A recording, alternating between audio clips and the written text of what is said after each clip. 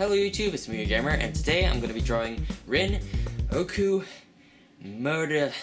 I'm still working on saying it, I don't know how to say it yet. But I'm going to be drawing that guy, and this is going to be the first time I've ever drawn this guy. But I think it's going to be really fun because I'm going to get to interact with all the fiery effects on him and stuff and color that in, and it's going to look awesome by the time I get done with it, you'll see. So, without further ado, let the drawing begin. I'm acting too goofy, ain't I? Alright, so I'm going to start off my drawing of Rin here. I think I'm going to throw a little bit of perspective into this one. And I'm going to start off by making a rough sketch of where I want Rin to be. I'm just going to put his head up here. And I kind of want his body going down at an angle like this. His head needs to be slightly bigger, kind of. Maybe not that big. Maybe about there. Yup. Erase some of this. And it's hard for you guys to imagine what this is going to look like by the time it gets done, but it'll be awesome. Okay. So I got to turn the paper sideways here because I'm going to work on his face. And Rin's face is all anime-ish because he's an anime character. And we're going to work with his eyes first off.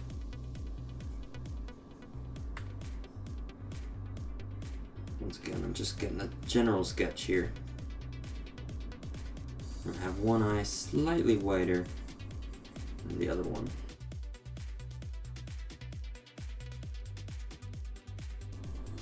Now let's work on the face a little bit more. The overall shape of the head, I guess. And we got it come down here. His chin comes down sort of square at the bottom here. And I'm pretty sure one thing that makes Rin look like Rin is his hair. So we're going to start on that earlier than we normally would have.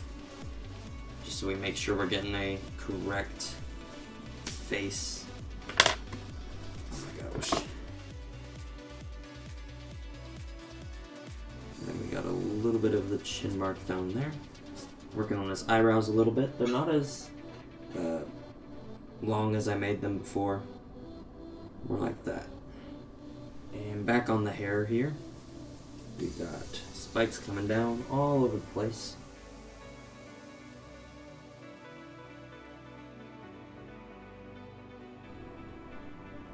And we got his rest of his hair coming back here. And then we're gonna put on the rest of his hair back here. Alright, so we got that part done, mostly. Looks a lot better than it did, but we're still working on the hair here. We got lots of mess ups back here. I mean in his hair is messed up.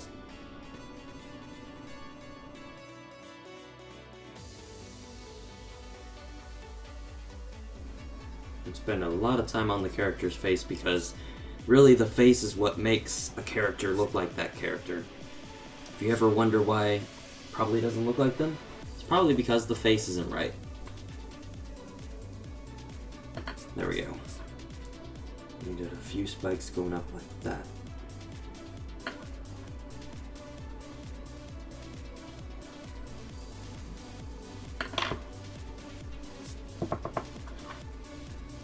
And for anime characters, a lot of times, the hair is also part of what makes them look like who they are. Just like that. I think another thing is his eyes might be, the insides of his eyes might be too big as well. So that might be why it looks so weird. So if we shrink them, it should make it look better. And then, characteristic of Rin is that whenever he's angry, or about to go into battle, I guess, he has these blue flames on his head up here. Just sort of burning. And there's a reason for it, but I'm not going to go into detail because it's pretty lengthy and involved and detailed. They look like horns. Alright, we finally got the face done. Like that. And now we're going to work on the body of Rin. This part is going to be much different than what you guys are used to because it's going to involve perspective and it's going to get smaller as we go down this way.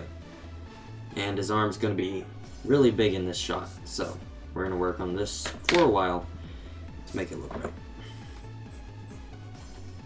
And we got his suit collars coming up around here. Suit. It's probably like a school uniform or something.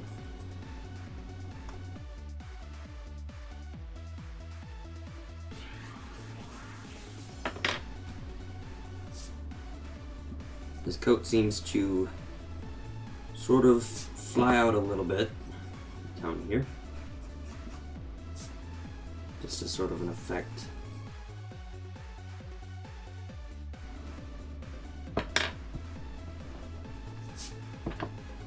Yeah, this character's really starting to take shape now.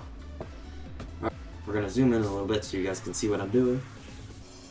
And we got the coat coming back around here as well.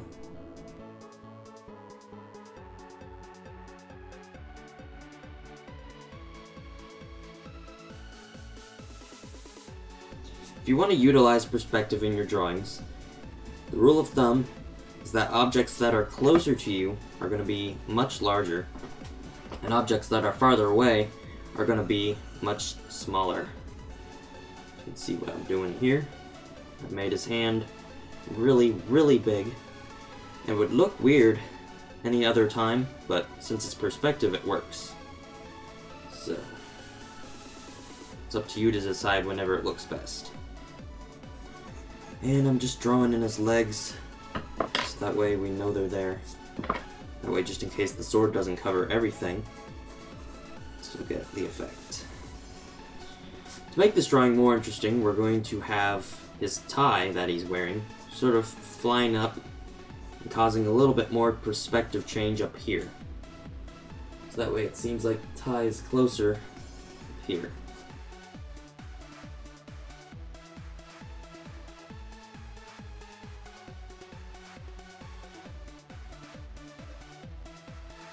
Alright, now comes the super up close, super detailed stuff. I said super like 4 times there, but with the buttons, we're going to keep the perspective effect going by making the buttons smaller as they go down his jacket. Now we're going to make the pattern for the tie to follow, and that's going to consist of 3 lines being patterned all the way across it. And as the tie gets larger up here, so do these stripes. So you can see them in better detail.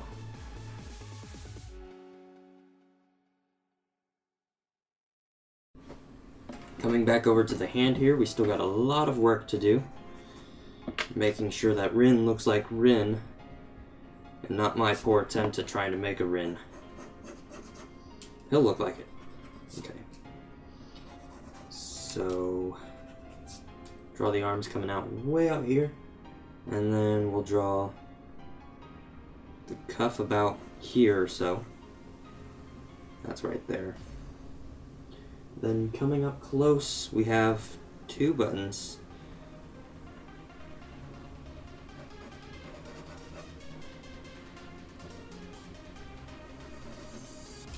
That's going to stop a lot sooner than there. Alright, so now we're going to work seriously on Rin's hand here. And we're going to start off by making his fingers as sort of slanted rectangles. Just like this. The main finger is going to be up here at the top. The middle finger, I mean. As you can see here, we have the thumb right below that. And the hands sort of need a little bit of detail come across here.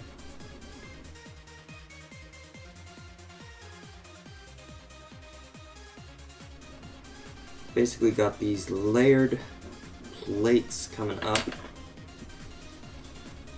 And since we're at the perspective point, these things are going to seem sort of flat. But as it kind of goes up, we're going to give it a little bit more of an edge here. And then we got the sword starting in about here.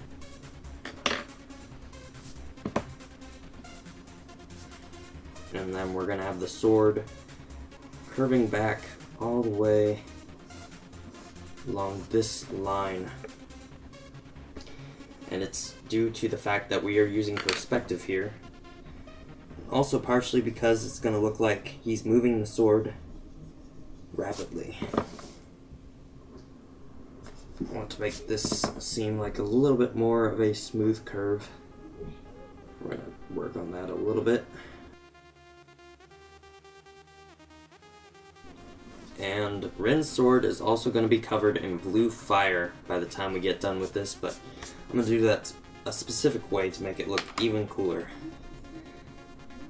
Alright, so we're still going around working here. I'm not going to add too much detail to the pants, just maybe a little bit of cloth wrinkles. One important detail I kind of skipped a little bit on is Rin's tail. He, in fact, does have a tail. It's coming back behind him, back here. And I don't want to spend too much time on the tail because it's not really the focus of the drawing. It just has to be there. This is the step that is probably going to take up the majority of a whole 20 minutes. I'm going to outline all the lines on my character in order to finish up this drawing. Yeah, this is going to take a while. One thing I've learned about outlining the faces of anime characters is that the lines on the face, especially at the eyes, are not all the way connected all the way across. Let's see here, we got one line for the top of the eye, just like that. And then we have another line below the eye, and one line on the side touching that other line. And they're not really connected at all.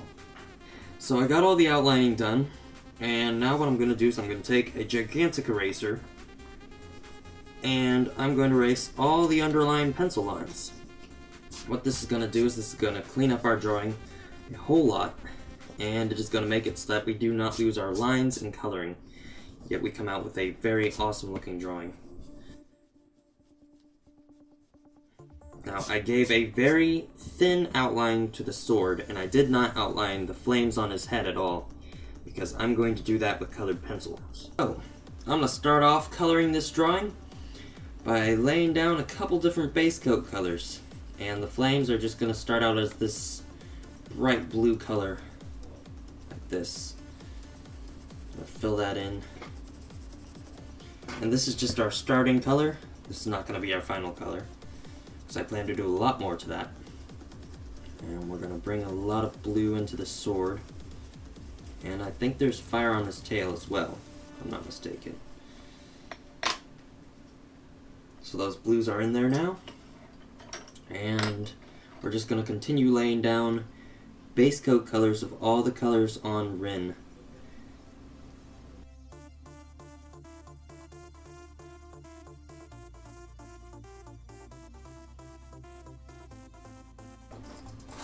And now we're going to start the shading.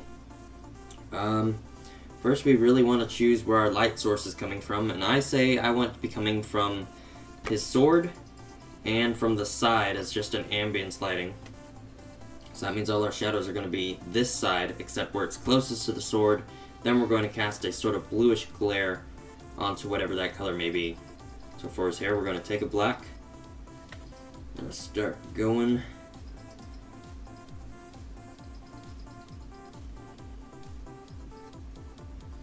See, around his hair up here, where the blue fire is, we're not going to shade.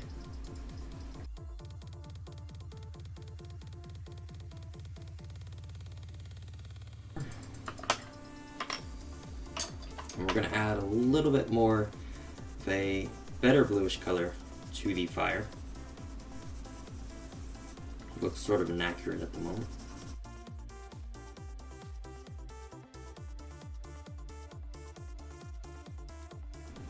For white, you're not just going to leave it as white, and if you do that, it's going to look kind of weird. We're going to use a gray to shade the white in certain places.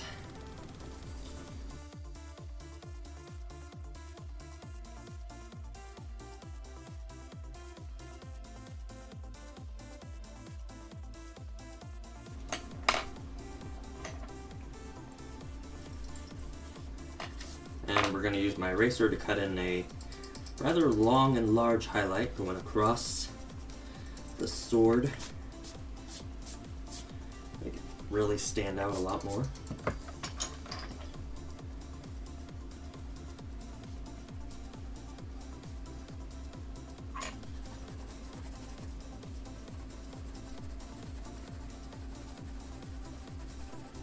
We're bringing a lot of blue around Rin. Since the light is coming like directly from his fingers, we're gonna have the shadow sort of placed centered in his hand.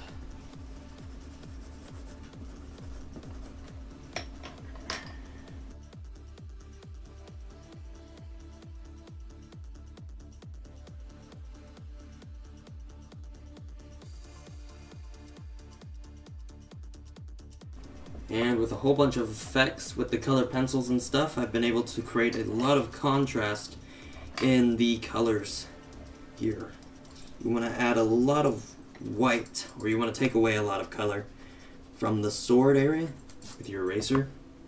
That's going to really make the sword stand out a lot. White is like the strongest color here. We're going to color all of the background blue to fill up the ambience. Then we'll color it a darker shade of purple to finish up the drawing.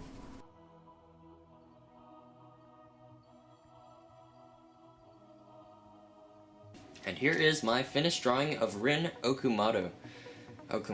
I'm still trying to say it, but this was one of the most unique drawings I've done in a while, and if you ask me, this turned out really, really awesome. You almost have to tilt it sideways just to get a better look at it, but that's what makes it so unique. I'm really happy with how this turned out. I was sort of doubting that it would turn out good in the beginning, but I'm not disappointed by these results. You guys should let me know what you think of the drawing in the comments below. And if you liked this video, you should subscribe because I plan on making way more drawings in the future, and I take requests on drawings too. This in itself was a request, but if you want to send me a request, go to my Video Gamer channel and type in the moderators module your favorite video game character or a character you'd like to see me draw. So, thank you guys for watching this video, and until next time, keep on drawing.